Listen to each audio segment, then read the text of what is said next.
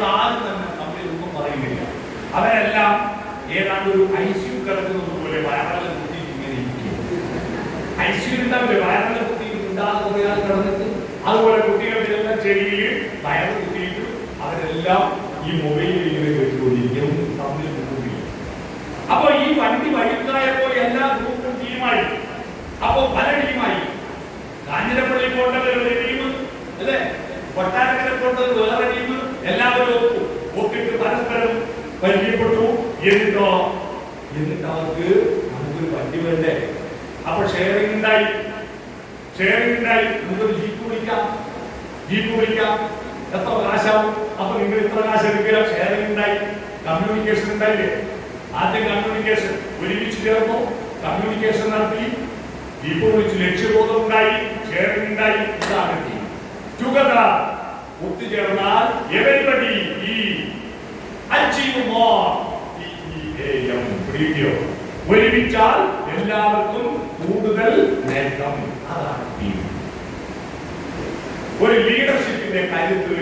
അന്ന് ആ ബസ് വഴിക്കായപ്പോ എല്ലാവരും ഒരുമിച്ച് ചോദിച്ചോ, നിങ്ങൾക്ക് എവിടെയോ പോട്ടതില്ല, ഏതെങ്കിലും ഒരു മനുഷ്യൻ ഉണ്ടാവും, അല്ല നിങ്ങൾക്ക് എവിടെ പോട്ട്, നമുക്ക് എല്ലാവർക്കും വേറൊരു വണ്ടി നോക്കാം എന്ന് പറയാനുള്ള ഒരു കരുത്തുണ്ടല്ലോ.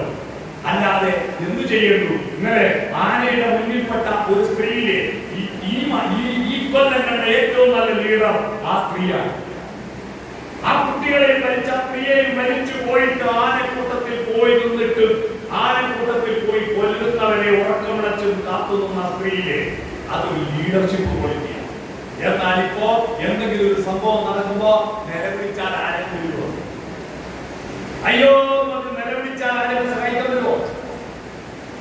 അവനവന് വിശ്വാസം എടുക്കുക, ഞാൻ മുന്നോട്ട് നയിക്കും എന്ന വിശ്വാസം ഉണ്ടാവണം. അതുകൊണ്ട് ലീഡർഷിപ്പ് മനുഷ്യക്കൂട്ടങ്ങളെ ഒരുമിപ്പിക്കണം. അങ്ങനെ എല്ലാവർക്കും നേട്ടം ഉണ്ടാക്കാൻ കഴിയണം. ടീം, ആ ടീം എന്ത് വേണം? ആദ്യം കമ്മ്യൂണിക്കേഷൻ നടത്തണം. എങ്ങനെയാണ് കമ്മ്യൂണിക്കേഷൻ ആശയവിനിമയം എന്ന് പറയുന്നത് എന്നാണ്. ഇന്ന് ലോകത്തിലുള്ള സകല കലാപങ്ങളുടെയും പ്രശ്നം കമ്മ്യൂണിക്കേഷന്റെ പ്രശ്നമാണ്. രാഷ്ട്രീയ പാർട്ടികൾ, മതസംഘടനകൾ, രാഷ്ട്രങ്ങൾ തമ്മിലുള്ള പോരാട്ടങ്ങൾ നടക്കുന്നത് ആശയവിനിമയം സോഫ്റ്റനാവാത്തത് കൊണ്ടാണ്. മനുഷ്യക്കൂട്ടങ്ങളിൽ നമുക്ക് ആശയവിനിമയം സോഫ്റ്റനാക്കാം. എങ്ങനെയാ സോഫ്റ്റനാകേണ്ടത്? എങ്ങനെയാ വളരെ നല്ല പറയാനല്ല സോഫ്റ്റനാവേണ്ടത്. സോഫ്റ്റൻ എന്നതിന്റെ സ്പെല്ലിംഗിൽ എക്സ്പാൻഷൻ വേണ്ടതാണ്. SOFTEN, soften your communication. എങ്ങനെയാണ്?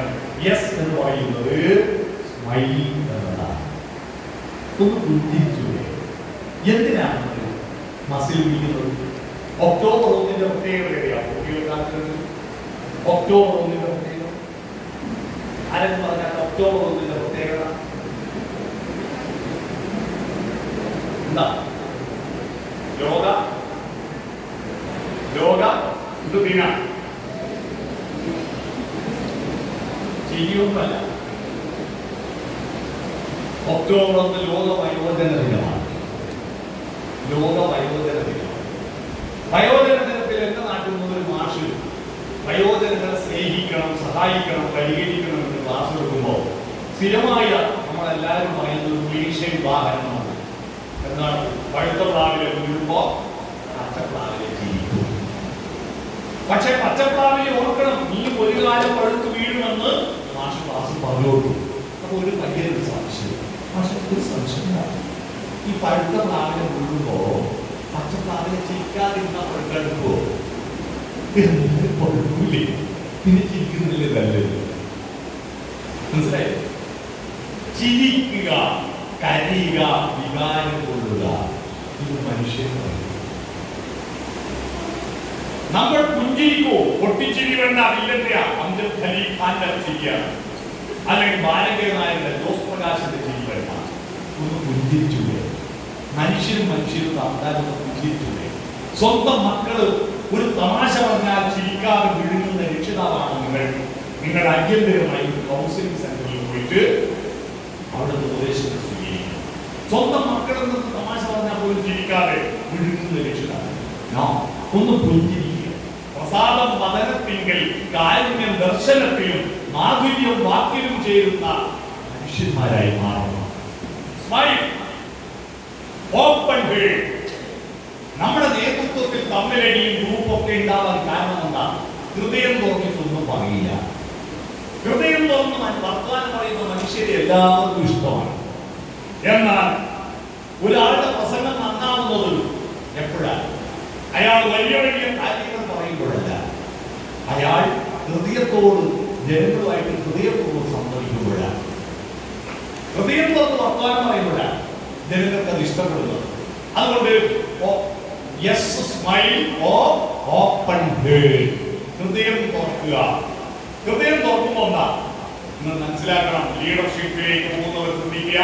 ഹൃദയം തുറക്കുമ്പോ നിങ്ങളുടെ ഹൃദയത്തിലേക്ക് അവര് കയറണമെങ്കിൽ അവരുടെ ഹൃദയം തുറന്നിട്ട് ഇങ്ങോട്ട് വരണം. അവര് ഹൃദയം തുറക്കും. ഒരാൾ ഹൃദയം തുറക്കുന്നുണ്ടെങ്കിൽ നമ്മൾ കേൾക്കുന്ന ആൾ ഹൃദയം തുറക്കും. അങ്ങനെ ഹൃദയങ്ങൾ തുറന്നു വരണം. ഒരു ഭാര്യാഭർത്തൃ ബന്ധമില്ലേ? ഭാര്യാഭർത്തൃ ബന്ധത്തിന്റെ കരുത്തെന്ന് പറയുന്നത് സാമ്പത്തികമല്ല, സ്ത്രീധനമല്ല, ഹൃദയങ്ങൾ ഒത്തുചേരുന്നതാണ്. അതുകൊണ്ടാണ് ഈ താലി എന്നത് എങ്ങനെയാ? താലി നാലാരം എങ്ങനെയാണ്? താലി ആയിരത്താലിന്റെ ഷേപ്പൊന്നും അല്ല. താലി എന്ന് പറയുന്നത് ഹൃദയത്തിന്റെ ഷേപ്പിലാണ്. ഹൃദയത്തിന്റെ ഷേപ്പിലാ താലി. ഭർത്താവിന്റെ ഹൃദയം ഭാര്യയുടെ ഹൃദയത്തോട് ചേർത്ത് വെക്കലാണ് താലികൾ. ഭർത്താവിന്റെ ഹൃദയം ഭാര്യയുടെ ഹൃദയത്തോട് ചേർത്ത് വെക്കലാണ് താലികൾ. ഇതിന്റെ അർത്ഥം അറിയാതെ പല ഭർത്താക്കന്മാരും താലി കോർക്കാൻ വലിയ മാലമാണ്. എന്നിട്ട് തന്റെ ഹൃദയം ഭാര്യയുടെ ഹൃദയം ഉള്ളിടത്തല്ല വയറിന്റെ പേരെ ചേർത്ത് കൊടുക്കുന്ന വ്യക്തികളായി മാറും. പലരുടെയും താലി വയറിനകത്ത്. ഇപ്പൊ വീട്ടിൽ പോയിട്ട് നോക്കുക എവിടെയാണ് കിട്ടുന്നത്. ചില പുരുഷന്മാർ ലഡുപൊട്ടി 2 കഷ്ണം മുറിച്ച് മാറ്റാലോ അല്ലേ? ഞാൻ പറഞ്ഞു വന്നത് ആ ഹൃദയങ്ങൾ തുറക്കണം. ലീഡർ ഹൃദയം തുറക്കുമ്പോ അണികളും ഹൃദയം തുറക്കും. അല്ലാതെ ലീഡർ ആഹ്വാനം നടത്തി പേടിപ്പിക്കുമ്പോ അണികളും നീ പോയി പണിനോക്കെന്ന് പറയും. മനസ്സിലായോ? അതാ ഓപ്പൺ ഹേർട്ട്. പിന്നെയോ അഹന്ത വേണ്ട. Forward lead. എഫ് എന്ന് പറഞ്ഞാൽ ഫോർവേഡ് ലീഡ്, മുന്നോട്ട് കുനിയുക.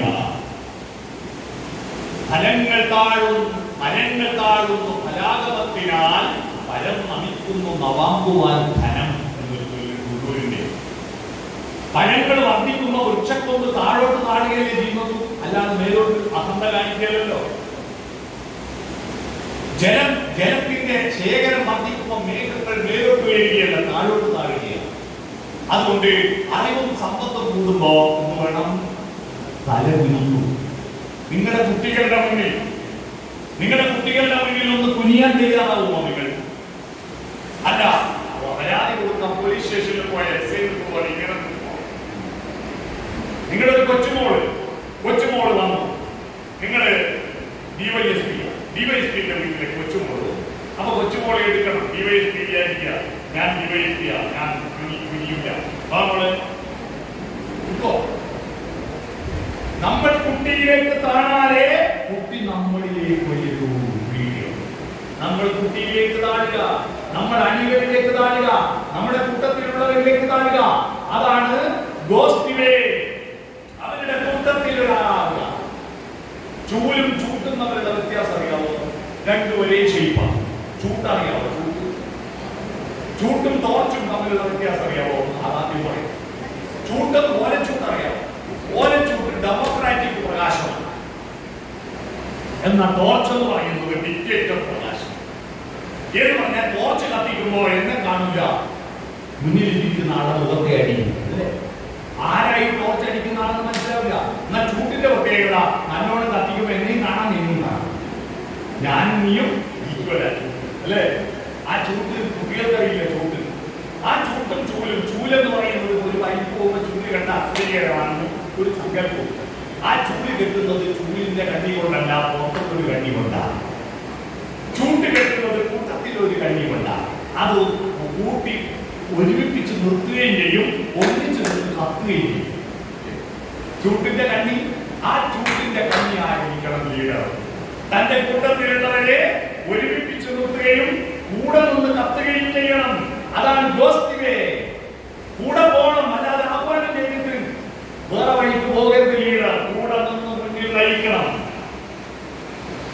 മേലെ നിന്ന് കെട്ടിപ്പിച്ച ലീഡർഷിപ്പ് അല്ല, കൂട്ടത്തിലുള്ള ഒരാളാണ് ലീഡർ. മനസ്സിലായോ? കൂട്ടത്തിലുള്ള ഒരാളാണ്, ജനക്കൂട്ടത്തിൽ ഒരു നായകൻ. അതാണ് ഭാരതത്തിന്റെ ദേശീയ ഗാനം. എന്താ?